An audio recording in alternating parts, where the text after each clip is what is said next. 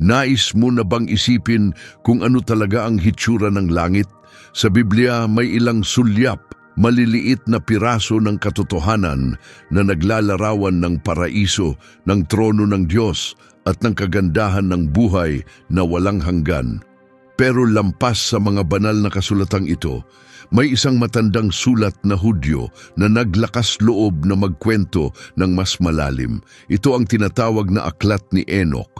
Bagamat wala ito sa karaniwang Biblia, maraming henerasyon na ang naakit sa Aklat ni Enoch. Bakit kaya? Dahil dito, ibinahagi ni Enoch ang kanyang kamanghamanghang karanasan na dinala siya pataas sa mga langit, hindi lang isa, kundi marami. Bawat antas ay nagpakita sa kanya ng bago tungkol sa Diyos, sa universo at sa darating na panahon.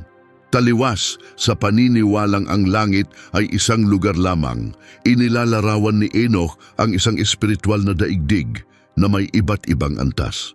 10 magkaibang langit, bawat isa ay may sariling disenyo, layunin at mensahe. May mga puno ng liwanag at kapayapaan, habang ang iba ay tahanan ng mga nilalang na naghihintay ng banal na paghuhukom. Ang mga tanawing ito ay malinaw at makapangyarihan, maganda ngunit may bigat. Sa video na ito, sasamahan natin si Enoch at makikita natin sa pamamagitan ng kanyang mga mata ang nasa kabila. Habang nilalakbay natin ang bawat antas ng mga kalangitan, hindi lang natin ito ilalarawan. Magtatanong tayo ng mas malalim. Ano ang sinasabi ng mga pangitaing ito tungkol sa Diyos? Ano ang maaari nating matutunan tungkol sa katarungan, sa kabilang buhay at sa tamang pamumuhay ngayon? Sumama ka sa amin sa paglalakbay sa 10 langit na nakita ni Enoch. Nagsimula ang kanyang paglalakbay sa unang langit na nasa itaas ng kalawakan na naghihiwalay sa tubig sa ibaba at tubig sa itaas. Ang konsepto ng kalawakang ito o tila bubong sa langit ay nagmula sa unang mga talata ng Genesis kung saan inilarawan itong bahagi ng paglikha ng Diyos na naghihiwalay sa tubig mula sa tubig. Nang marating ni Enoch ang antas na ito, labis siyang namangha sa kanyang nakita. Isang napakalaking karagatan, mas malawak at mas kahanga-hanga kaysa sa alinmang dagat sa mundo. Ang tubig ay kumikislap sa liwanag ng langit, isang malinaw na tanda ng kapangyarihan at malikhaing isip ng maylalang. Sa kakaibang lugar na ito, nakilala ni Enoch ang isang pangkat ng matatalino at sinaunang nilalang na tinatawag na matatanda. Ang mga ito ay nagliliwanag ng karunungan at autoridad, kinakatawan ang kaayusan at pamamahala sa mga langit. Sa tabi nila ay may 200 anghel, bawat isa ay may espesyal na tungkulin. Pamahalaan at gabayan ang mga bituin sa kanilang paglalakbay sa kalangitan. Ang mga anghel na ito ay kumikilos ng may husay at ingat. Tinitiyak na ang bawat bituin ay sumusunod sa landas na itinalaga ng Diyos. Sa unang langit, nakita ni Enoch kung gaano kaayos at kayang-kaya ng Diyos ang lahat. Ang walang hanggang dagat at ang masigasig na mga anghel ay sumasalamin sa isang perpektong sistema, isang mundo na gumagalaw ayon sa dakilang plano ng Diyos. Isang makapangyarihan at mapagpakumbabang karanasan ito. Sa unang langit, naranasan ni Enoch ang kagandahan at eksaktong pagkakaayos ng sangnilikha kung saan kahit ang mga bituin ay hindi pinababayaan.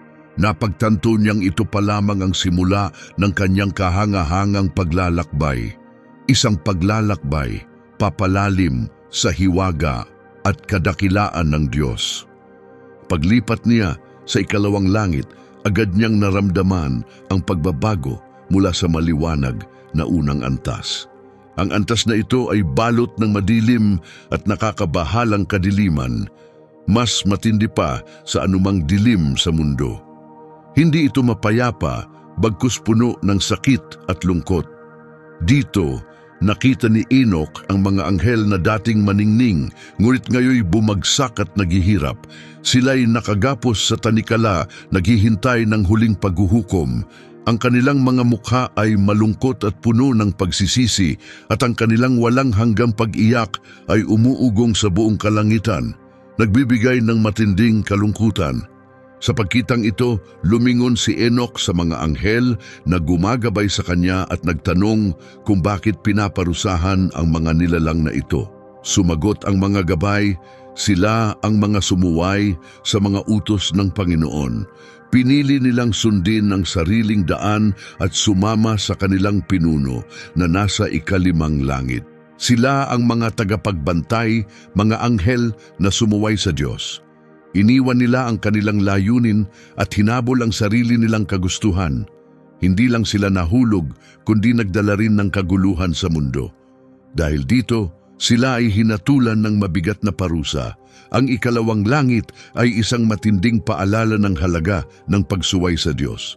Ito ay isang lugar ng katarungan kung saan kahit ang pinakamakapangyarihan ay hindi ligtas sa kaparusahan ng kanilang mga gawa. Para kay Enoch, malinaw ang mensahe ng Diyos. Ang kanyang katarungan ay hindi natitinag. Ang iyak ng mga hinatulan ay nanatili sa kanyang isip, isang paalala sa kahihinatnan ng pagsunod o pagsuway sa Diyos. Pagkatapos ng nakakakilabot na tanawin, pumasok si Enoch sa ikatlong langit, isang lugar na lubos na kakaiba. Sa halip na kadiliman at paghihirap, ang antas na ito ay puno ng kapayapaan at kagandahan. Tinawag itong paraiso at ito ay sumisiklab sa liwanag ng pabor ng Diyos. Pagdating ni Enoch, nakita niya ang isang kahanga-hangang tanawin na puno ng buhay. Matatayog na puno na may makukulay na bulaklak ang nakatayo sa paligid. Ang hangin ay mabango. Ang mga bunga ng mga puno ay kumikislap sa banal na liwanag at sagana sa bawat sanga. May mga ilog ng pulot, gatas, langis at alak na dumadaloy sa paligid na nagpapakita ng perpektong kasaganaan. Sa gitna ng lugar na ito ay naroon ang puno ng buhay. Ito ay maringal, may mga sanga na kumikislap sa ginto at pula. Ang mga ugat nito ay umaabot hanggang sa dulo ng lupa. Ang puno ay nagliliwanag ng isang banal na kagandahan na hindi kayang ilarawan ng salita. Isang makapangyarihang simbolo ng kabutihan ng Diyos na walang hanggan. Sinabi ng mga anghel kay Enoch na ang paraisong ito ay para sa mga matapat, yaong namuhay ayon sa batas ng Diyos. Sila ang mga tumulong sa nangangailangan, nagpakain sa nagugutom, nagbihis sa walang damit, at lumakad ng may kababaang loob at katarungan sa harap ng Diyos. Ang paraiso ay ang kanilang walang hanggang gantimpala, isang lugar ng kapayapaan at kagalakan na hindi kayang ibigay ng mundo. Ngunit ang ikatlong langit ay may isa pang bahagi. Ipinakita rin kay Enoch ang hilagang bahagi nito, isang lugar na kabaligtaran ng luntiang paraiso. Madilim ito, nakakatakot at puno ng pagpapahirap. May mga ilog ng apoy na walang tigil ang pagdaloy at mga apoy na hindi namamatay. Dito dinala ang mga taong namuhay sa kasamaan, yaong mga sumamba sa Diyos-Diyosan, gumawa ng mahika o nagkasala ng mabigat para sa walang hanggang parusa. Ang nakakatakot na pangitaing ito ay kahalintulad ng konsepto ng impyerno sa Biblia. Isa itong paalala kay Enoch at sa lahat ng makakarinig ng kanyang kwento sa mabigat na kahihinatnan ng paglayo sa landas ng Diyos. Sa ikaapat na langit, pinayagan si Enoch na masaksihan ng isang kamanghamanghang pangitain kung paano maingat na pinamamahalaan ang universo. Ang antas na ito ay puno ng galaw at layunin kung saan ang araw, buwan at mga bituin ay sumusunod sa tiyak na mga landas sa ilalim ng gabay ng mga nilalang sa langit. Namangha si Enoch sa liwanag ng araw na sumisikat ng 7 beses na mas maliwanag kaysa sa buwan. Bawat ilaw sa kalangitan ay gumagalaw ayon sa itinakdang ritmo, tinutukoy ang oras ng may tiyak na katatagan.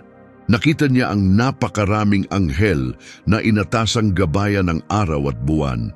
Sinisiguro na ang lahat sa kalangitan ay gumagalaw ng may perpektong pagkakaayos. Sa pagkamangha, inilarawan ni Enoch ang 4 na malalaking bituin na kasama ng araw.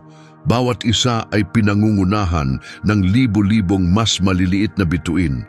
Kapag sumapit ang gabi, mga anghel na may 6 na pakpak at nababalot ng apoy ang humahawak sa pwesto, inaakay ang karo ng araw sa kalangitan.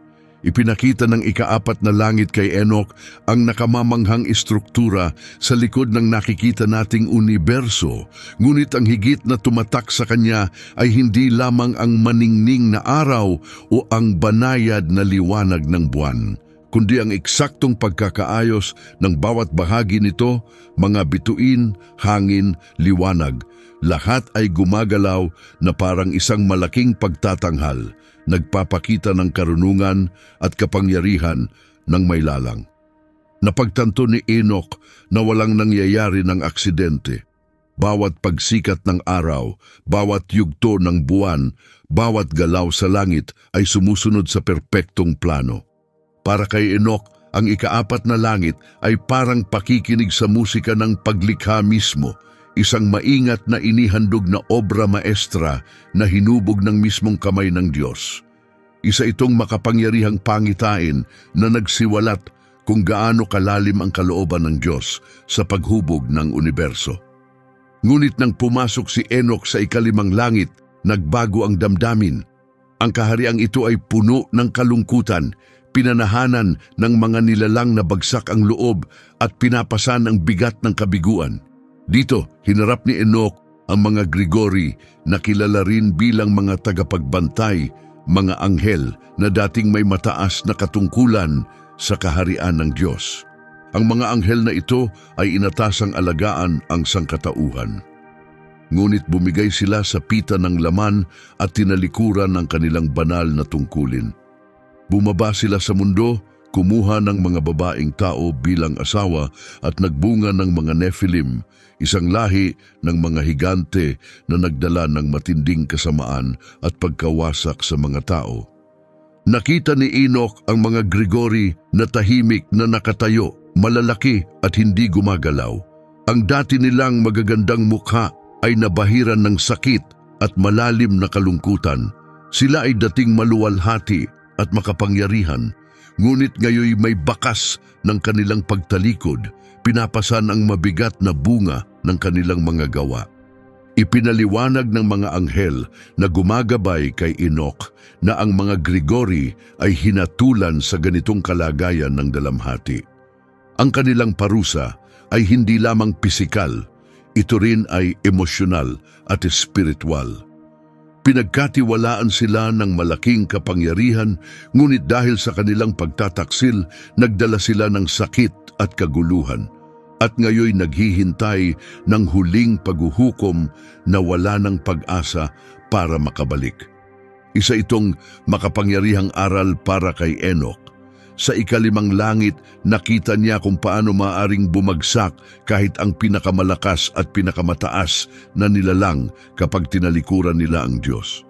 Ipinakita nito na walang sino man ang lampas sa abot ng katarungan, pati ang mga anghel.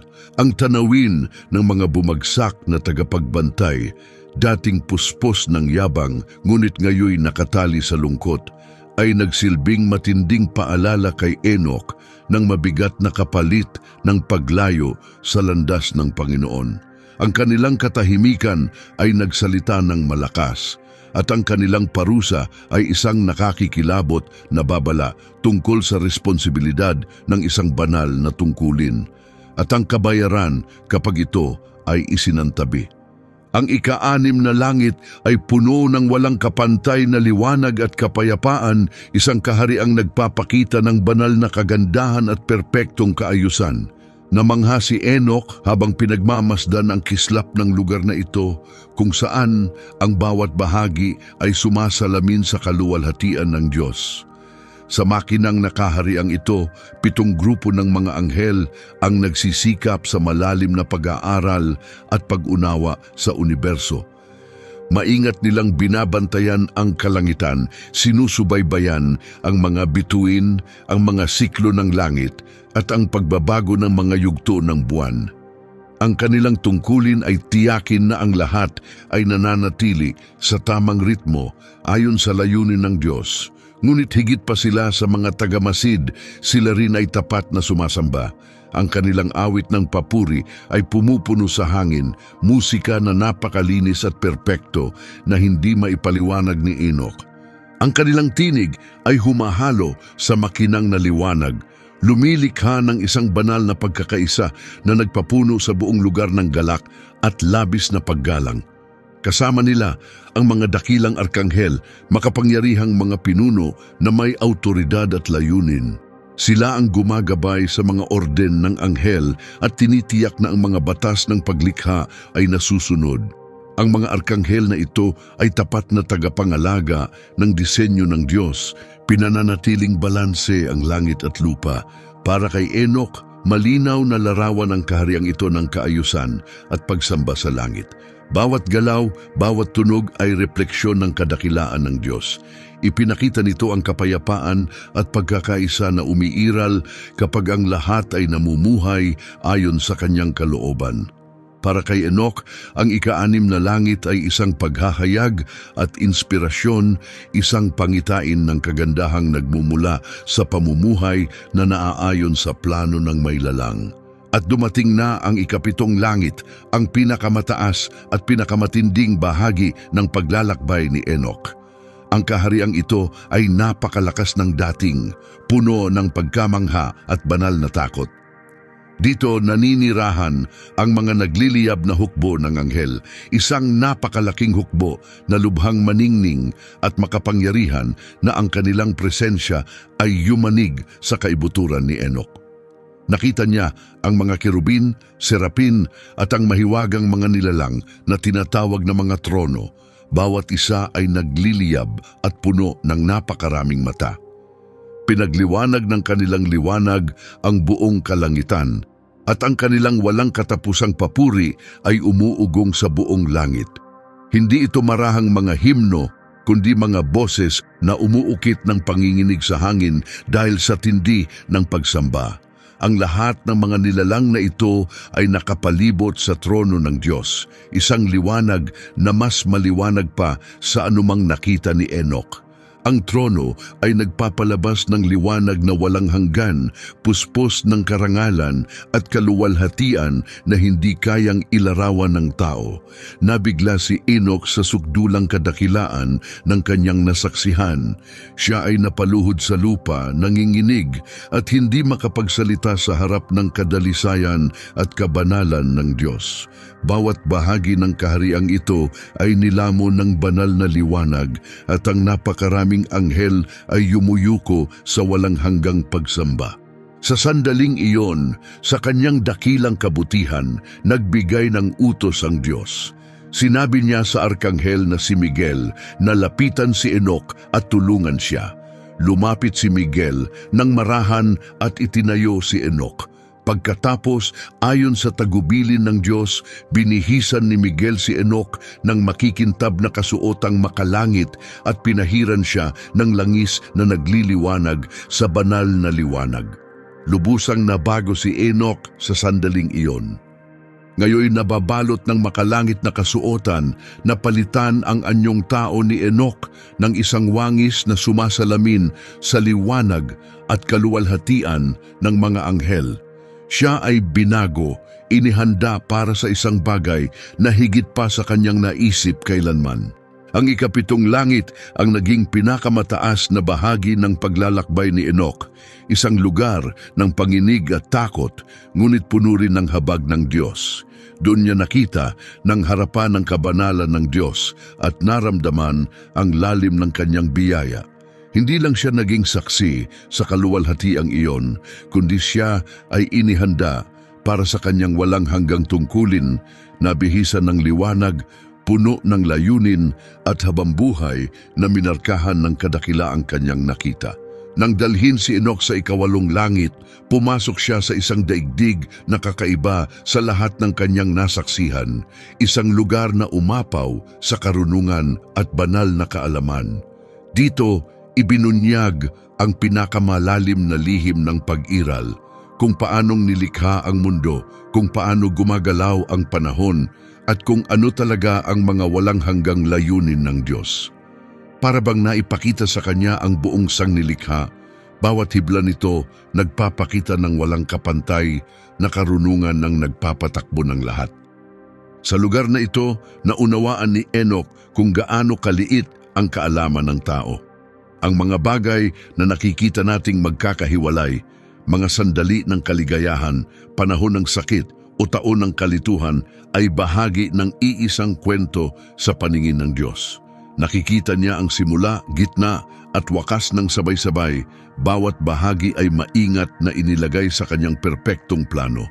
Walang nangyayari nang walang dahilan, walang nakaliligtas sa kanyang paningin. Ang mensahe ng langit na ito ay tumatagos sa kaluluwa ng tao. Madalas tayong malito sa buhay at ang mga pagsubok ay nagtutulak sa ating magtanong kung may saysay ba ang lahat. Ngunit ang ikawalong langit ay may tahimik at nakaaaliw na katotohanan. Magtiwala ka sa isa na sumusulat ng iyong kwento. Alam niya ang mga bagay na hindi mo pa nauunawaan at nakikita niya ang higit pa sa kaya mong abutin. Walang hanggan ng kanyang karunungan at walang kamalian ng kanyang plano. Sa tamang panahon, masasagot ang bawat tanong at ang bawat hiwaga ay magtuturo sa kanyang kadakilaan. Pagkatapos, ipinakita kay Enoch ang ikasiyam na langit. Ang kaharian na ito ay hindi gaya ng iba niyang nabisita. Dito naroroon ang napakalawak na koleksyon ng mga aklat ng langit, mga talaan na naglalaman ng buong kasaysayan ng bawat tao. Sa mga banal na aklatang ito, walang nalilimutan o nabubura. Bawat iniisip, bawat salitang binigkas, bawat kilos, hayagan man o lihim ay maingat na naitala. Ang pangitaing ito ay nagpapakita ng katotohanan ng ganap na katarungan ng Diyos. Walang makapagtatago sa Kanya. Tumitimo sa puso ang sandaling ito, ipinapakita na may tunay na saysay ang ating buhay. Mahalaga ang bawat desisyon at may epekto ang bawat gawa na lumalampas sa kasalukuyan. Hindi lamang batayan ng Diyos ang malalaking kilos sa harap ng madla. Pinahahalagahan din niya ang mga mumunting tanda ng pag-ibig, tahimik na kabutihan at pribadong hakbang ng pananampalataya. At habang iniuulat din niya ang pagsuway at kasalanan, hindi kailanman malamig o pabaya ang kanyang pagtingin. Para sa mga naniniwala, ang katotohanan ito ay nagdudulot ng kababaang loob at pag-asa. Pinaparamdam nito na ganap tayong nakikita ng Diyos. Ngunit nagbibigay din ito ng pag-asa. Dahil kahit totoo ang paghuhukom, mas dakila ang habag na iniaalok sa pamamagitan ni Kristo. Sa mga nagtitiwala sa Kanya, matatagpuan nila na ang kanilang mga pagkakamali ay nababalot ng biyaya at ang kanilang kwento ay isa ng pagbabagong buhay. Maaring puno ang mga talaan, ngunit ang wakas ay puno ng pagtubos. Sa huli, dinala si Enoch sa ikasampung langit, ang pinakamataas at pinakabanal sa lahat ng daigdig, ang lugar kung saan idinedeklara ang pangwakas na paghuhukom. Dito, nakita niya ang trono ng Diyos, nagniningning sa kaluwalhatiang hindi mailarawan at naglilinis sa lahat ng nasa paligid. Sa palibot ng trono, matahimik na naghihintay ang buong sangnilikha, sabik na marinig ang huling salita mula sa isa na naghahari sa oras at walang hanggan. Sa pinakabanal na lugar na ito, wala nang naiwan na hindi malinaw. Hahatulan ang bawat kaluluwa ayon sa walang kapintasan na pamantayan ng banal na katarungan. Napuno si Enoch ng matinding paggalang at takot habang nasasaksihan niya ang patutunguhan ng buong kasaysayan, ang sakit ng mundo, ang pag-angat at pagbagsak ng mga bansa, at kahit ang pribadong pagpili ng bawat puso, lahat ng ito ay papunta sa sandaling iyon. Sa araw na iyon, yaong mga nanatiling tapat, namuhay ng may tiwala at pagsunod, ay papasok sa walang hanggang kagalakan sa piling ng Diyos. Ngunit yaong piniling talikuran siya ay haharap sa pagkakahiwalay mula sa kanyang liwanag at sa dalamhati ng walang katapusang pagkawala. Ang ikasampung langit ang tanda ng pagtatapos ng pambihirang paglalakbay ni Enoch at iniwan tayo ng isang makapangyarihang katotohanan. Ang walang hanggan ay hindi katang-isip. Mahalaga ang ating mga desisyon at tiyak ang salita ng Diyos. Inaanyayahan tayo nito na huwag magpaliban, kundi dalhin ang ating buhay sa pakikiisa sa kanyang kalooban habang may panahon pa. Ang pangitain ni Enoch sa 10 langit ay higit pa sa isang sinaunang kwento. Isa itong salamin ng walang hanggang espiritual na katotohanan. Ipinapakita nito na ang Diyos ang naghahari sa lahat. Mula sa pinakamaliit na niyebe hanggang sa mga galaksiyang umiikot sa kalawakan. Pinapatunayan nito na tiyak ang tunay na katarungan at walang kasalanan ang mananatiling nakatago magpakailanman. Ipinapangako nito ang paraiso sa mga nananatiling tapat at nag-aalok ng kagalakang lampas sa imahinasyon sa mga matatag sa pananampalataya. Ipinapakita nito na ang pagsamba ang sentro ng langit, ang pinakapuso ng ating pag-iral, at pinaaalalahanan tayong bawat salita, bawat kilos ay naitatala at darating ang araw ng paghuhukom. Para sa atin, ang paglalakbay ni Enoch ay paanyaya na mamuhay na may kamalayan sa walang hanggan, na lingunin ang lampas sa mga paghihirap ng araw-araw at ituon ang paningin sa kaluwalhatiang darating. Ngunit ang tunay na tanong ay hindi lang ano ang nasaksihan ni Enoch. Mas malalim na tanong ito, paano tayo tutugon sa kanyang nakita? Totoo ang langit, tiyak ang paghuhukom, at kailanman ay hindi mabibigo ang mga pangako ng Diyos. Kaya, aling bahagi ng pangitain ni Enoch ang pinakatumi mo sa iyong puso? Ang kagandahan ba ng paraiso ng ikatlong langit? Ang babalaba ng bilangguan sa ikalawang langit? O ang nakapangingilabot na trono ng ikapitong langit? Anuman ito, naway pukawin nito ang iyong puso na lalong lumapit sa Diyos na naghahari sa lahat ng 10 langit at lampas pa roon. Langit, ang mismong pagbanggit ng salitang ito ay sapat na upang mapuno tayo ng pag-asa. Nagdudulot ito ng kaaliwan, pumupukaw ng pagkamangha at umaabot sa isang bagay na mas malalim kaysa sa kayang ipahayag ng wika. Sa iba't ibang kultura at pananampalataya, ang langit ay nakikita bilang lugar ng ganap na kagandahan, walang hanggang kapayapaan at ang huling tahanan kung saan makapapahinga ang kaluluwa ng lubusan.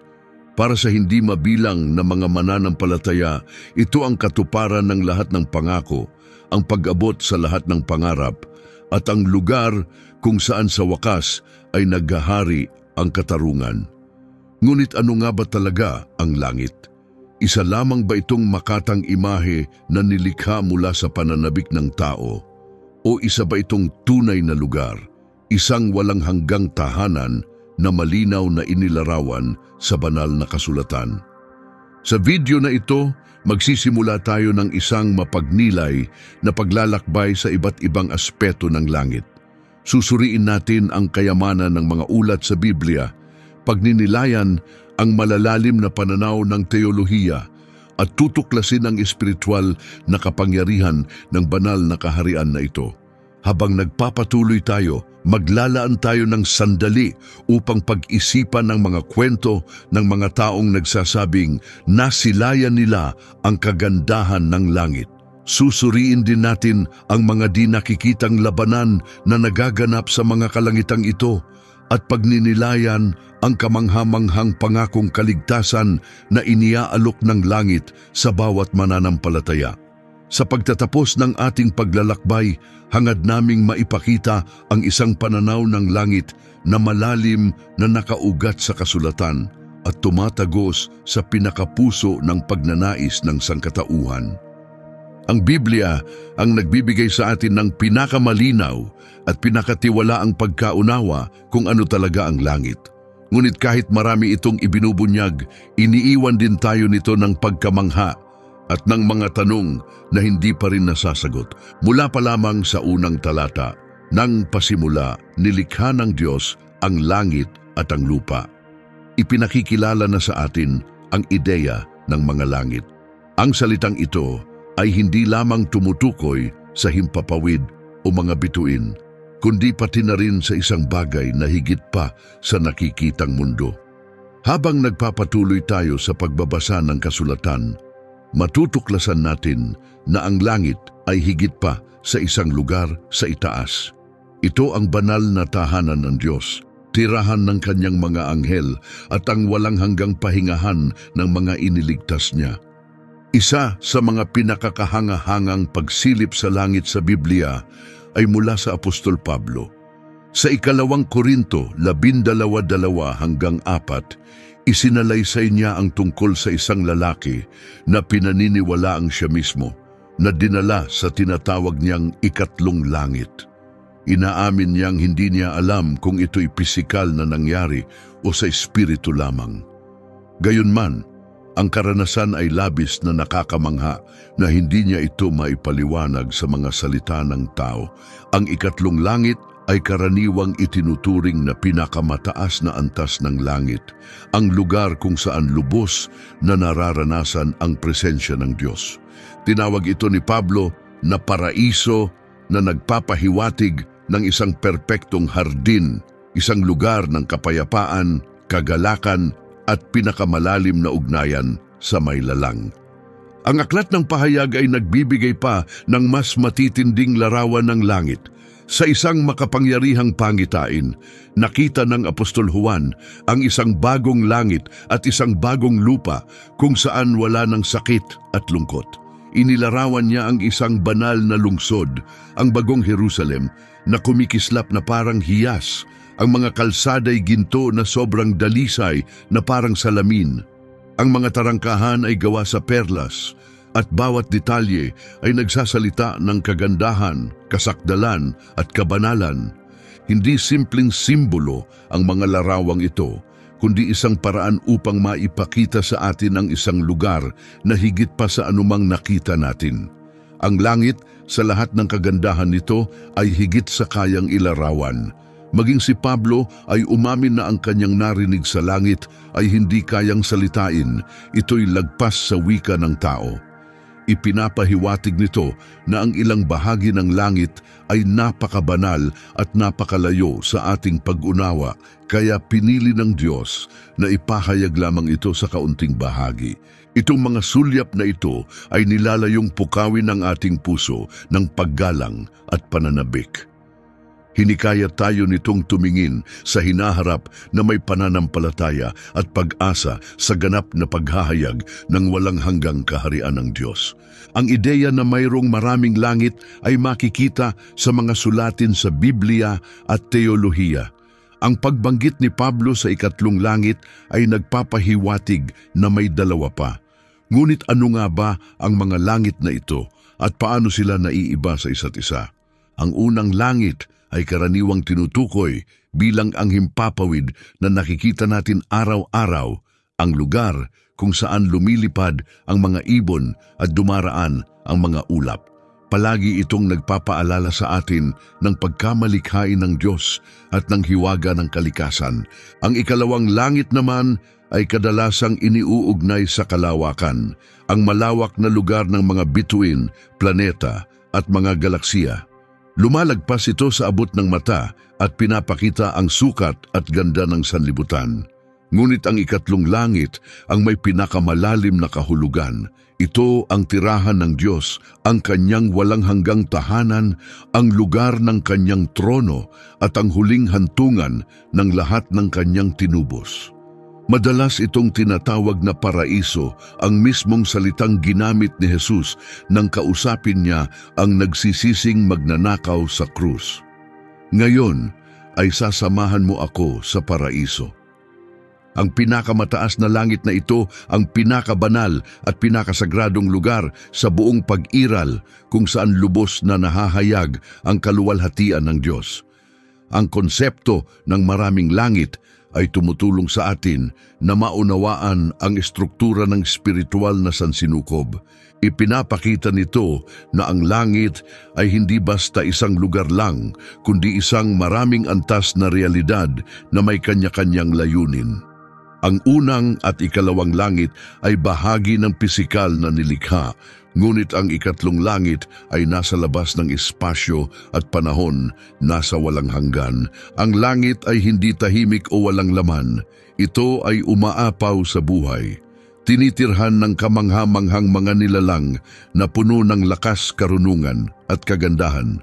Ang pinakakilalang mga naninirahan sa langit ay ang mga anghel, mga espiritual na nilalang na nilikha ng Diyos upang maglingkod sa Kanya at isakatuparan ang Kanyang kalooban. Ang salitang anghel ay mula sa Griegong angelos, na ibig sabihin ay mensahero. Sa buong Biblia, lumilitaw ang mga anghel bilang tagapagdala ng banal na mensahe, tagapagtanggol ng mga tao ng Diyos, at tagapagsakatuparan ng Kanyang katarungan. Isang kilalang anghel, si Gabriel, ang naghatid ng balita ng kapanganakan ni Jesus kay Maria. Isa pa, si Miguel, ay inilalarawan bilang makapangyarihang mandirigma na namumuno sa mga hukbo ng langit sa pakikipaglaban sa kasamaan. Ngunit hindi lang mga anghel ang naninirahan sa langit. Binabanggit din sa kasulatan ang ulap ng mga saksi, mga mananampalatayang nauna sa atin at ngayon ay nabubuhay sa presensya ng Diyos. Sila ang mga tinubos, ang mga iniligtas ni Kristo na ngayon ay nakakaranas ng buhay na walang hanggan kasama niya. Sinasamba nila ang Diyos ng walang humpay at sa isang mahiwagang paraan, patuloy din nilang inaalala ang mga taong nabubuhay pa sa mundo. Sa pinakasentro ng langit ay ang Diyos, Ama, Anak at Espiritu Santo. Ang Kanyang trono ang puso ng lahat ng nangyayari sa langit at ang Kanyang presensya ang pumupuno sa buong kaharian ng kaluwalhatian. Sa aklat ng pahayag, inilalarawan ng Apostol Juan ang isang pangitain kung saan ang Diyos ay nakaupo sa Kanyang trono, napapalibutan ng 24 na matatanda at 4 na makapangyarihang nilalang. Ang mga nilalang na ito ay hindi tumitigil sa pagbibigay ng papuri sa Kanya. Ang makapangyarihang tagpong ito ay nagpapakita ng tunay na katotohanan tungkol sa langit.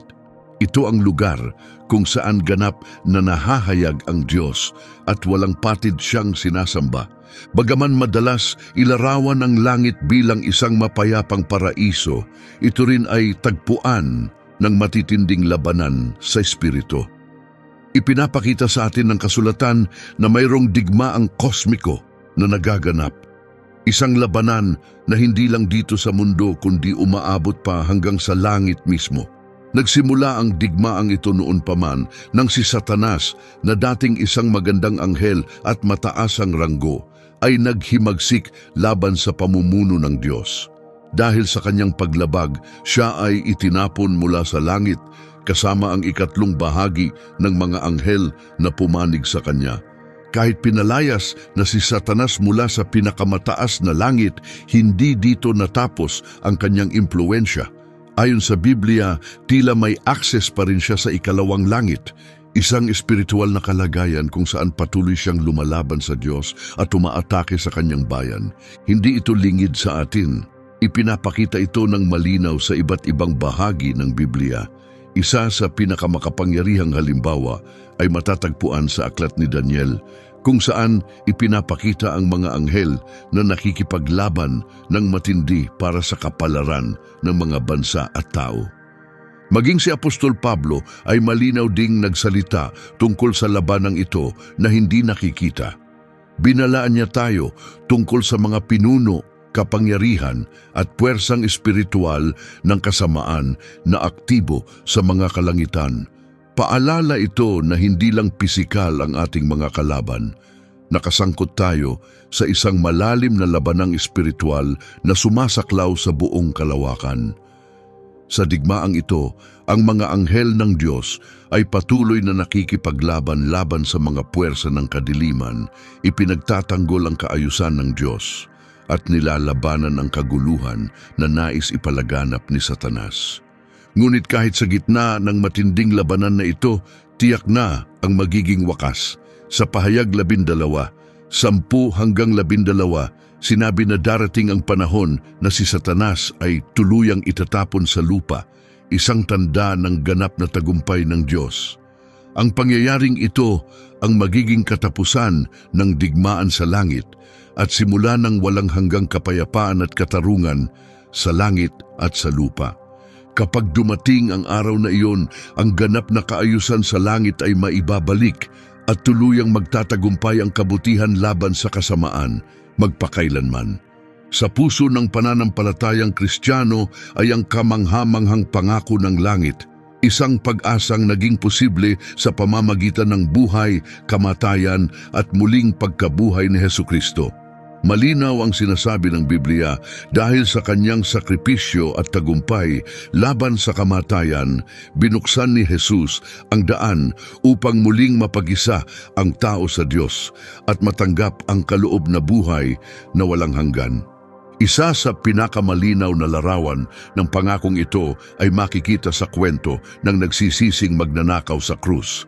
Habang si Jesus ay nagdurusa, isa sa mga kriminal sa tabi niya na batid ang sarili niyang pagkakasala, ay lumingon at nakiusap, "Jesus, alalahanin mo ako kapag pumasok ka sa iyong kaharian."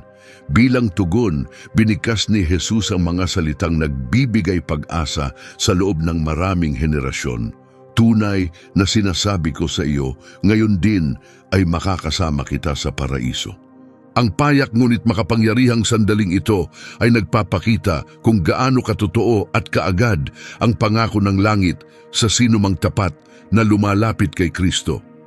Ito ay isang bukas na paanyaya na tumatawid sa panahon, iniimbitahan ang lahat ng nananampalataya. Paulit-ulit na binabalikan ng bagong tipan ang temang ito ng pag-asa sa langit. Sa Juan 14:2-3, nagbibigay si Jesus ng mapanatag na larawan ng hinaharap. "Sa bahay ng aking ama ay maraming silid. Kung hindi ito totoo, sana'y sinabi ko na sa inyo. Pupunta ako upang ihanda ang lugar para sa inyo. At kapag nakapaghanda ako, babalik ako upang isama kayo sa akin, upang kayo ay makasama ko." Ang mga salitang ito ay hindi lamang nagpapatunay na totoo ang langit, kundi nagpapakita rin ng personal na pagmamahal ni Jesus sa kanyang mga tagasunod. Hindi lamang siya naghahanda ng lugar, naghahanda siya ng tahanan, isang lugar ng pagtanggap, pag-aari at ganap na pag-ibig. Isa pang mahalagang bahagi ng pangakong ito ay ang muling pagkabuhay ng mga patay. Buong sigasig itong ipinaliwanag ni Apostol Pablo sa unang Korinto 15, kung saan inilarawan niya ang kahangahangang kapangyarihan ng pagkabuhay na muli. Isinalaysay ni Pablo na ang mga sumusunod kay Kristo ay muling bubuhayin na may bagong katawan, isang katawan na malaya sa pagkabulok at ganap na inihanda para sa buhay na walang hanggan sa langit. Sinabi niya, tutunog ang trumpeta at ang mga patay ay bubuhaying muli na hindi na nabubulok at tayo ay babaguhin. Ipinaliwanag niyang kailangan ang pagbabagong ito sapagkat ang ating mga kasalukuyang katawan na marupok at may hangganan ay hindi maaaring tumanggap ng kung ano ang walang hanggan. Ang kung anong nasisira ay hindi maaaring pumasok sa isang lugar na kailanman ay hindi kumukupas. Ang mga salitang ito ay nagpapahayag ng isang napakalakas na katotohanan. Ang ating panandalian at marupok na anyo ay maiiwan na at tayo'y bibihisan ng walang hanggang lakas, inihanda para sa kabanalan ng langit. Sa pinakadiwa nito, ang pangako ng langit ay ang kaloob ng buhay na walang hanggan, na ginugol sa mismong presensya ng Diyos. Ito ang ganap na katuparan ng bawat pag-asa, ang katapusan ng lahat ng sakit, ang pag-alis ng kasalanan, at ang simula ng di napipigtas na kaugnayan sa ating may lalang.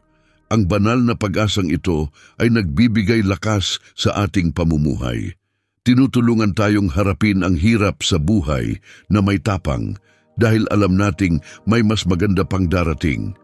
Sa liwanag ng pangako ng langit, patuloy tayong sumusulong. May tiwalang ang tunay nating tahanan ay wala rito, kundi nasa piling ng isang mapagmahal na Diyos na naghihintay sa kabila ng buhay na ito. Madalas ilarawan ng langit sa pamamagitan ng mga nakamamanghang imahe, mga kalsadang ginto, mga pintuang perlas, at mga pader na balot ng mamahaling hiyas, gaya ng inilarawan sa pahayag. Ngunit gaano man kaganda ang mga detalyeng ito, hindi ito ang pinakamahalagang yaman ng langit. Ang tunay na kagandahan ng langit ay ang mismong presensya ng Diyos.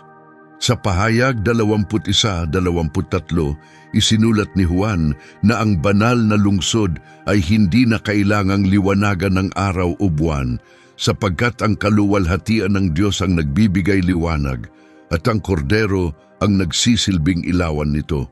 Ipinapakita nito na ang Diyos lamang ang pinagmumulan ng lahat ng liwanag at buhay sa langit. Wala nang iba pang kailangan. Ang kanyang presensya ay pumupuno sa lahat at ang kanyang kaluwalhatian ay hindi kailanman kumukupas. Ang kagalakan ng langit ay isa pang katotohanang hindi natin maaring maliitin. Madalas itong inihahalin tulad sa isang kasalan. Sa Mateo 22:2, sinabi ni Jesus, "Ang kaharian ng langit ay tulad ng isang hari na naghanda ng piging sa kasal ng kanyang anak." Ang larawang ito ay sumasalamin sa malalim na kagalakan, pakikipag-ugnay at katuparan ng lahat ng pagnanais. Ngunit hindi tulad ng mga handaang panlupa na lumilipas, ang kagalakan ng langit ay walang hanggan.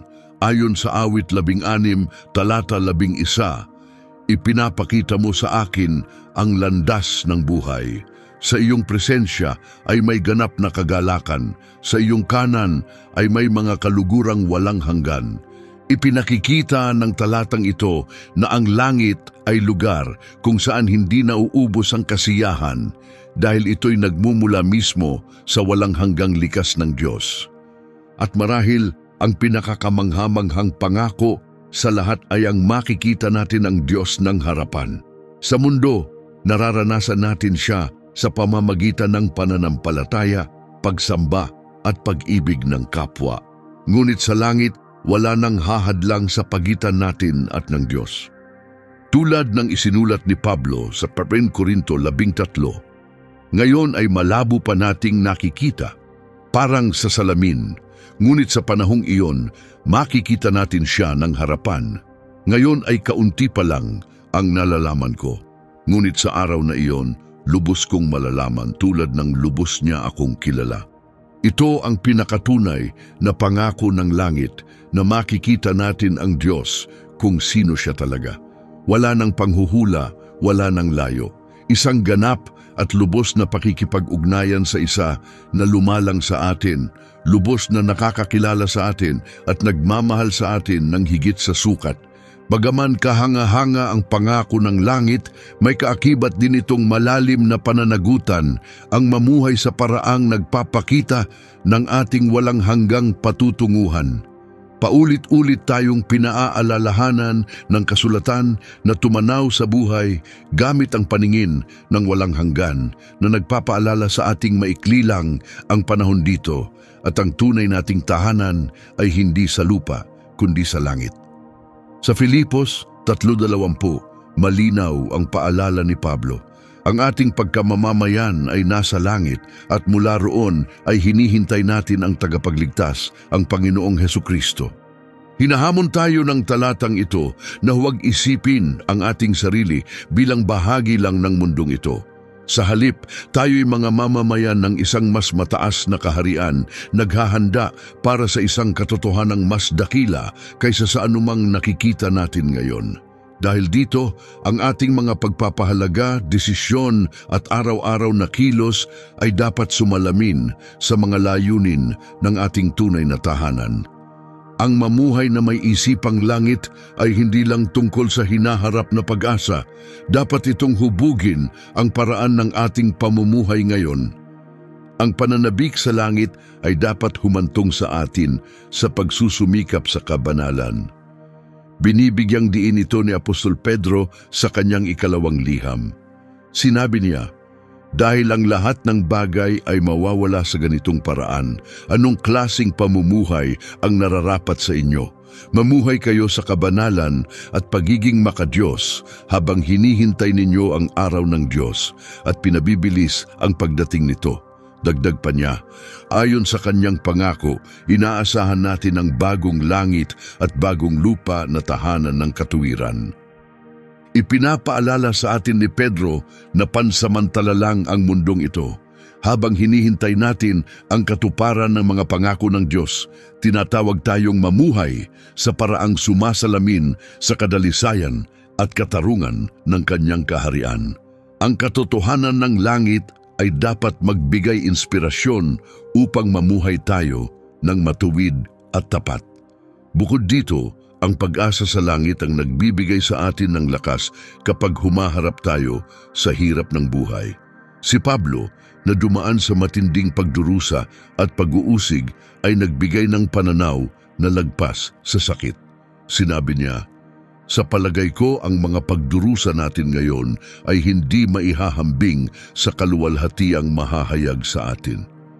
Ang katotohanan ito ay nagbibigay ng malalim na aliw. Ang kaalaman na may langit na naghihintay ay nagbibigay sa atin ng lakas ng loob at pagtitiis sa gitna ng pagsubok. Anuman ang dinaranas natin ngayon ay maliit kumpara sa gantimpalang walang hanggan na naghihintay. Ngunit ang pag-asang ito sa langit ay may dalang panibagong tawag. Dapat itong gumising sa atin ng pagnanasa na ibahagi ang mensahe ng kaligtasan. Kung ang langit ay totoo at kasing ganda't kagalakan ng paglalarawan sa kasulatan, kung gayon ang pinaka-mapagmahal na bagay na maaari nating gawin ay anyayahan ang iba na sumama roon. Ibinigay ni Jesus sa kanyang mga tagasunod ang misyong ito sa Mateo 28:19 hanggang 20.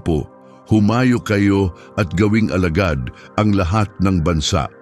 Ang utos na ito na tinatawag na dakilang utos ay nakaugat sa katotohanan ng langit at sa hangarin ng Diyos na maranasan ng lahat ang kagalakan nito. Ang pagsasabi sa iba tungkol kay Jesus ay higit pa sa tungkulin, isa itong gawa ng pag-ibig. Isa itong taus-pusong paanyaya para maranasan ng iba ang buhay na walang hanggan, kagalakan at kapayapaang matatagpuan sa presensya ng Diyos. Kapag buong puso nating niyakap ang katotohanan ng langit, nababago nito ang ating pamumuhay. Binibigyan tayo nito ng layunin, inaakay tayo sa kabanalan at nagtutulak sa ating ibahagi ang ebanghelyo sa mundo.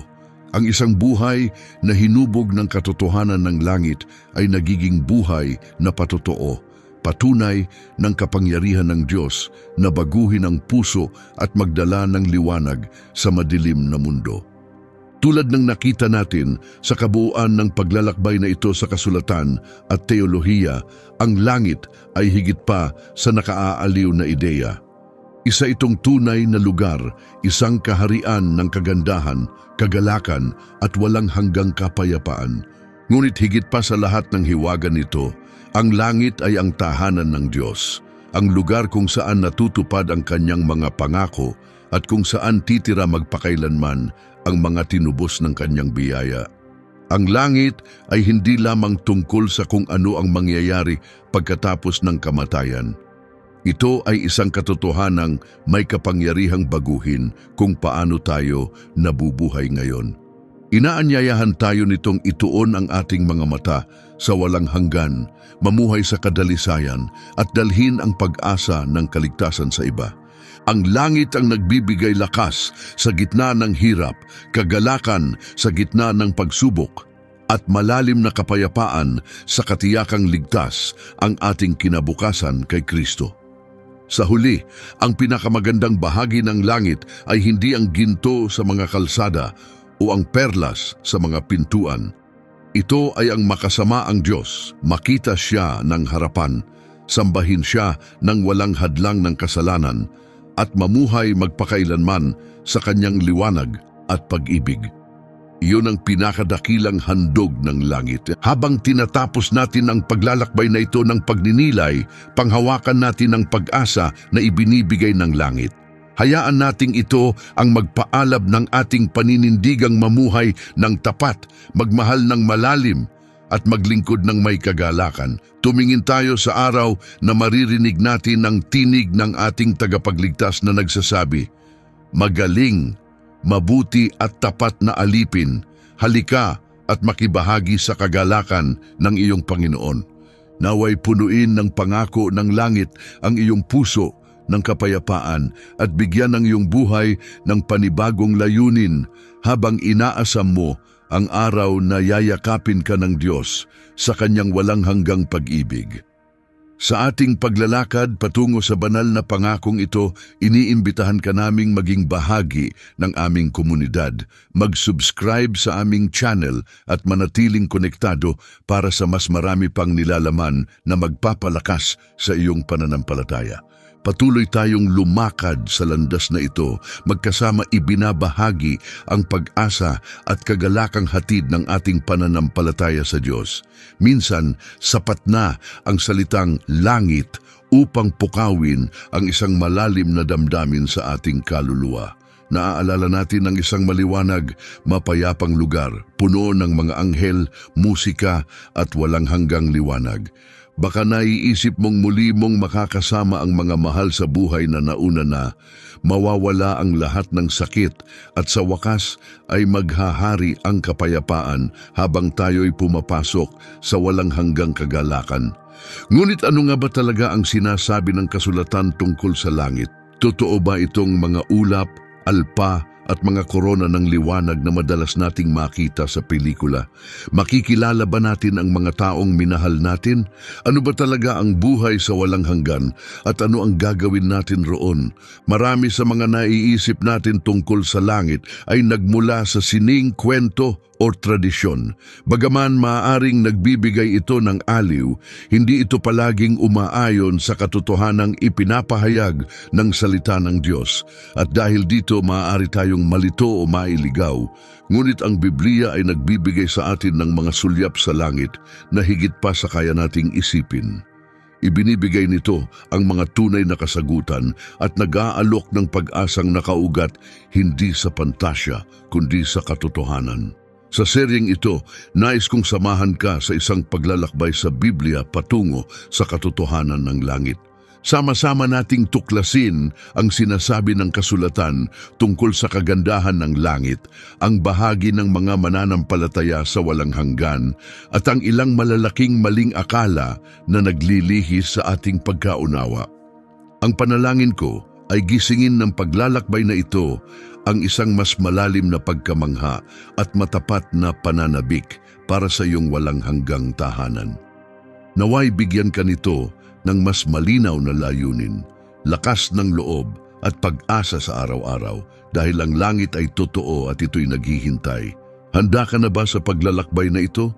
Simulan natin sa pagninilay sa hiwaga, kamanghaan at makapangyarihang pangako ng langit. Sa Aklat ng Pahayag, lalo na sa Kabanata 21 at 22, ipininta ang isang kahangahangang larawan ng pisikal na katotohanan ng langit. Si Apostol Juan, na pinagkalooban ng banal na pangitain, ay naglarawan ng bagong Jerusalem, isang banal na lungsod na bumababa mula sa langit, nagniningning at maganda, tulad ng isang babaeng ikakasal na inihanda para sa kanyang kasintahan. Ang sukat at liwanag nito ay hindi masukat. Higit sa 1,400 milya ang haba, lapad at taas. Ang mga pader nito ay gawa sa haspe. Ang mga tarangkahan ay mula sa iisang perlas. At ang mga kalsada'y ginto, napakadalisay na parang malinaw na salamin. Ang mga pundasyon ng lungsod ay pinapalamutian ng mga mamahaling hiyas. jaspe, zafiro, esmeralda, amatista at marami pang iba. Lahat ay kumikislap sa liwanag ng kaluwalhatian ng Diyos. Ang lungsod na ito ay hindi na kailangan ng araw o buwan. Ang mismong liwanag ng Diyos at ng Kordero, si Hesukristo, ang pumupuno rito. Wala nang gabi dito, tanging walang hanggang liwanag, maliwanag at hindi kailanman napuputol. Mula sa mismong trono ng Diyos at ng Kordero ay umaagos ang ilog ng tubig ng buhay, kumikislap na parang kristal, dumadaloy sa gitna ng lungsod. Sa magkabilang panig ng ilog ay tumutubo ang punong kahoy ng buhay, nagbibigay ng kagalingan at panunumbalik sa mga bansa. Isa itong makapangyarihang larawan ng kabuuan, kapayapaan at panibagong simula. Ngunit higit pa sa mga hiyas at gintong lansangan, ang pinakadakilang kagandahan ng langit ay hindi matatagpuan sa mga bagay na ito. Ayon sa Pahayag 21:3, narito ang pinakamaluwalhating katotohanan. Ngayon, ang tahanan ng Diyos ay nasa piling ng kanyang bayan, maninirahan siya sa kanila. Ang tunay na diwa ng langit ay ang walang hadlang at harapang presensya ng Diyos. Ang kanyang kalapitan ang magtataboy sa lahat ng ibang kasiyahan. Isipin mo, isang mundong walang sakit, walang pagdadalamhati, kamatayan o lungkot. Bawat luha ay papahirin. Mawawala ang lahat ng sakit sa pusong dinanas natin dito at papalitan ito ng init ng pag-ibig ng Diyos at ng kapayapaang walang hanggan. Ito ay magiging isang lugar ng walang hanggang kagalakan kung saan tayo ay mabubuhay gaya ng tunay nating layunin na may ganap na pagkakaisa sa Diyos at sa isa't isa. At ang buhay na iyon ay malayo sa pagiging boring o walang ginagawa. Ang langit ay hindi isang tamad na panaginip ng paglutang sa mga ulap. Ito ay isang lugar ng kahangahangang sigla, pagkamalikhain, layunin at kasiyahan. Inilalarawan ng Biblia ang langit bilang isang kalagayan ng aktibong pakikibahagi kung saan tayo ay sasamba, maglilingkod, tutuklas at makikibahagi sa pamamahala kasama ang Diyos. Isa sa mga pinakanakaantig na tagpo ng pagsamba sa langit ay makikita sa Pahayag 4, talata 10 hanggang 11. Dito, ang mga matatanda ay lumuluhod sa trono ng Diyos, inihahandog ang kanilang mga korona at sinasabi, "Karapat-dapat ka, aming Panginoon at Diyos, na tumanggap ng kaluwalhatian, karangalan at kapangyarihan sapagkat nilikha mo ang lahat ng bagay at sa iyong kalooban ay umiiral ang lahat." Ipinapakita ng tagpong ito kung gaano kahalaga ang pagsamba sa langit, kung saan ang buong nilikha ay kumikilala sa kadakilaan ng Diyos. Tayo rin ay magiging bahagi ng walang hanggang awit na ito, nagpupuri sa Diyos ng may pusong puno ng pagkamangha. Ngunit ang pagsamba sa langit ay hindi magiging paulit-ulit o nakababagot. Bawat sandali sa presensya ng Diyos ay magpapakita ng bago, isa pang anyo ng kanyang ganap na pag-ibig, walang hanggang karunungan at nagniningning na kabanalan. At bawat bagong sulyap ay magpapaliyab ng panibagong kagalakan, mas malalim na pagkamangha at mas matinding pagmamahal. Isipin mong nakatayo ka sa harapan ng Diyos, lubos na napupuno ng kanyang kabutihan at kadakilaan, at puspos ng kagalakang hindi kailanman mawawala. Ang pagsamba ay higit pa sa pag-awit, ito ay patuloy na ugnayan sa manlilikha, isang relasyong lalalim at gaganda araw-araw, magpakailanman. Sinasabi rin ng kasulatan na ang mga mananampalataya ay hindi lamang sasamba, kundi makikibahagi rin sa pamumuno ni Kristo sa darating na mundo. Ang papel na ito sa hinaharap ay puno ng kahulugan at layunin. Ang mga naging tapat sa buhay na ito ay pagkakatiwalaan ng pamumuno sa susunod. Sa 2 Timoteo 2:12, sinabi ni Pablo, "Kung tayo'y magtitiis, tayo rin ay maghahari kasama niya." Sinusuportahan ito ng Pahayag 5:10, kung saan sinabing ginawa tayong isang kaharian ng mga pari at maghahari tayo sa lupa. Ang pamumunong ito ay hindi tungkol sa kapangyarihan o sariling karangalan. Ito ay paglilingkod sa kaharian ng Diyos, sa katuwiran at katotohanan na sumasalamin sa kanyang katarungan at pag-ibig sa bawat gawain. Sa walang hanggan, ang mga mananampalataya ay pagkakatiwalaang pangalagaan ang muling nilikhang sangnilikha, mga tapat na katiwala na nagbibigay kaluwalhatian sa Diyos at kagalakan sa kanyang bayan. Gaya ni na Adan at Eva na inatasang pangalagaan ang hardin ng Eden bago pumasok ang kasalanan, tayo rin ay muling makakahanap ng makabuluhan at banal na layunin sa bagong langit at bagong lupa. Bawat tungkuling ibibigay sa atin ay puno ng kagalakan, walang anumang pagkabigo, pagkasira o pagkadismaya.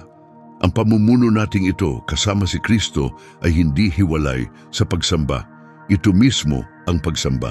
Ang bawat gawain natin ay magiging handog ng papuri sa Diyos dahil wala ng kasalanan o pagdurusa. Sa wakas ay maisa sa katuparan natin ang buhay na tunay nating nilikha para sa kasama ang Diyos sa perpektong pagkakaisa sa kapayapaan at kagalakang walang hanggan. Ang langit ay higit pa sa isang lugar ng pahinga, isa itong kahariang puno ng pagkamalikhain, layunin at galak. Sa halip na pagiging lugar ng tamad na pamamahinga, ipagpapatuloy ng langit ang orihinal na disenyo ng Diyos para sa sangkatauhan, sa ating bagong niluwalhating mga katawan, malaya sa sakit, kahinaan at limitasyon. Magagawa na nating lubos na ipahayag ang mga talento at pangarap na inilagay ng Diyos sa atin nang walang anumang hadlang. Isipin mong lumilikha ng musika na nagpapasigla sa buong kalangitan, nagpipinta gamit ang mga kulay na lampas sa nakikita ng mata, o nagdidisenyo ng mga estrukturang nagpapakita ng banal na kagandahan. Isipin mong tinutuklas ang malawak na kalawakan ng muling pinanumbalik na sanlibutan ng Diyos, na didiskubre ang mga kamangha-manghang hiwaga at lumalahok sa mga proyektong nagbibigay ng malalim na kasiyahan. Bawat gawain ay magiging kagalakan, isang handog ng pag-ibig at pasasalamat sa ating mailalang. Ang ating trabaho ay dadaloy mula sa pusong buhay sa pagsamba. Ipinapakita natin ang likas ng Diyos bilang dakilang manlilikha, kumukuha ng inspirasyon mula sa kanyang walang hanggang kagandahan upang palakasin ang ating sariling mga gawa. Ang langit ay magiging puno rin ng mayaman at hindi nagagambalang pakikipag-ugnayan. Mawawala na ang lahat ng hadlang, maging sa wika, kultura o hindi pagkakaunawaan. Magsasama-sama tayo sa mga mananampalataya mula sa lahat ng panahon at lugar, bahagi ng iisang walang hanggang pamilya kay Kristo. Isipin mong nakaupo kasama si Abraham habang ikinukwento niya mismo ang kanyang paglalakbay. O kausap sina Ruth at Maria tungkol sa kanilang matapang na pananampalataya at matatag na pagtitiwala. Ang mga banal sa kasulatan ay hindi na magiging mga malalayong alamat. Sila ay magiging mga minamahal na kapatid na ating kikilalanin at pahahalagahan. Patuloy na lalalim ang ating ugnayan habang sama-sama tayong sumasamba, lumalago sa pag-ibig at nagagalak sa ganap na pagkakaisa. Bawat pag-uusap ay puno ng kapayapaan ng langit, may katapatan, malasakit at kagalakan. Habang ang Biblia ay nagbibigay sa atin ng napakagandang pananaw tungkol sa hinaharap, kadalasang mali ang larawan ng langit na ipinapakita ng popular na kultura. Linawin natin ang ilang karaniwang maling paniniwala. Maling paniniwala numero 1, walang hanggang kasal at mga papel ng pamilya sa lupa.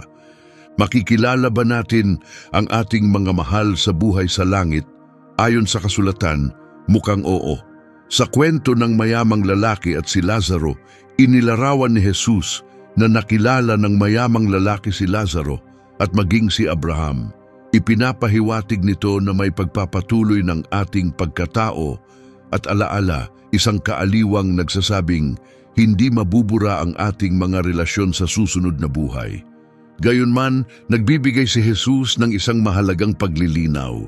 Sa Mateo 22, itinuro niyang ang kasal, gaya ng alam natin, ay hindi na magpapatuloy sa langit. Ang mga institusyong panlupa tulad ng kasal ay idinisenyo para sa buhay na ito, ngunit ang layunin nito ay ituro tayo sa isang mas malalim na realidad na walang hanggan. Nang tanungin ng mga Saduseo si Jesus tungkol sa kasal sa muling pagkabuhay, ipinaliwanag niya na sa panahong iyon, ang mga tao ay hindi na mag-aasawa kundi magiging tulad ng mga anghel sa langit. Hindi ibig sabihin nito na mawawala o makakalimutan natin ang ating mga ugnayan. Sa halip, ang mga ugnayang ito ay magiging mas malalim at makabuluhan. Sa langit, ang pinakamahalagang ugnayan natin ay kay Kristo. Dahil tayong lahat na mananampalataya ay magiging kanyang nobya. Ang spiritual na ugnayan na ito kay Kristo ay magpupuno sa bawat pagnanais at magbibigay ng pag-ibig na higit pa sa anumang naranasan natin. Magkakaroon din tayo ng ganap na pagkakaisa sa bawat mananampalataya, nagmamahalan ng dalisay, walang kasalanan o pagkamakasarili.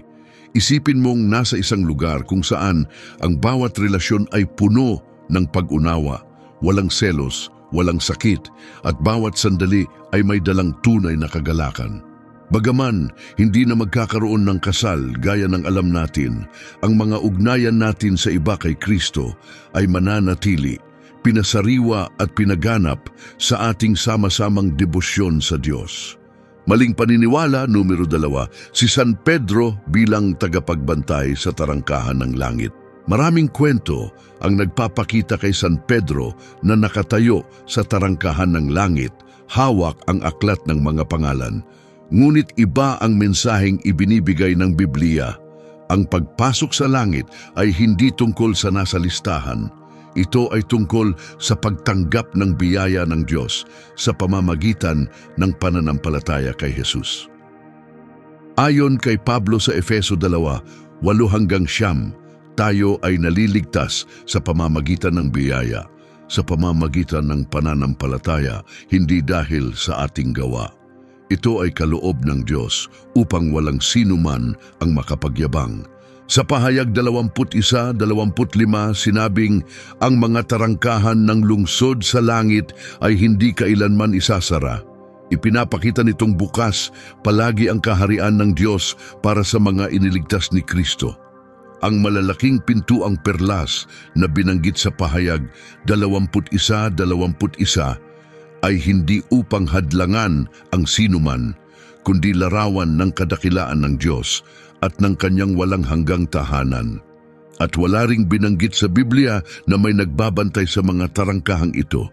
Si Jesus lamang ang daan patungo sa langit. Siya ang katotohanan at ang buhay.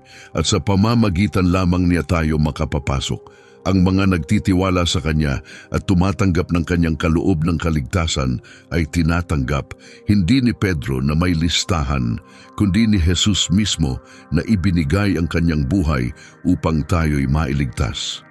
Maling paniniwala numero 3, walang ginagawa magpakailanman.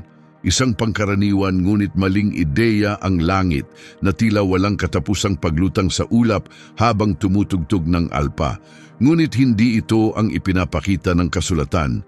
Ipinipinta ng Biblia ang langit bilang isang buhay na puno ng galak at makahulugang aktibidad. Sa pahayag 4, talata 10-11, inilarawan ng mga matatanda na inilalagay ang kanilang mga korona sa trono ng Diyos at sumasamba sa Kanya ng may matinding paggalang. Isang sulyap ito sa kagalakang ibabahagi ng mga mananampalataya habang pinupuri ang Diyos magpakailanman. Ngunit ang pagsamba sa langit ay hindi lamang tungkol sa mga awit at panalangin.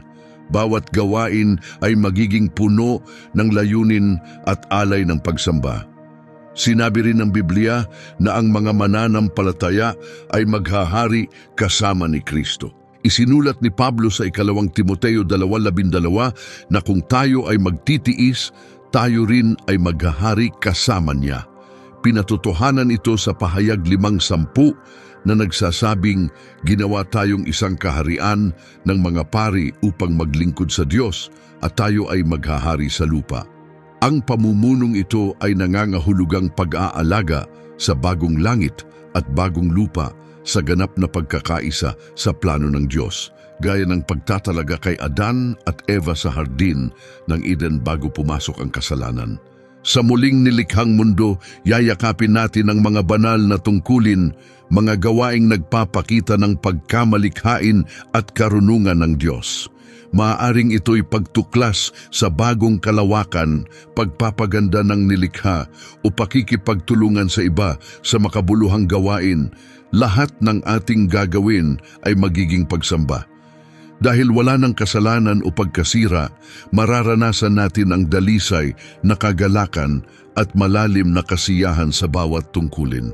Ang ating muling binagong mga katawan ayon sa 1 Korinto 15:42 hanggang 44 ay magpapahintulot sa ating tamasahin ang lahat ng ito.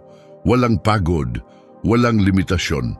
Sa perpektong kaisipan at puso, magkakaroon tayo ng walang hanggang kakayahan para sa paglikha, pagkatuto at paglago. Ang mga katotohanang ito ay nagpapaliwanag sa mga maling paniniwala at ipinakikitang ang langit ay hindi isang malayong panaginip, ito ay isang tunay at aktibong kinabukasang ipinangako ng Diyos sa kanyang bayan.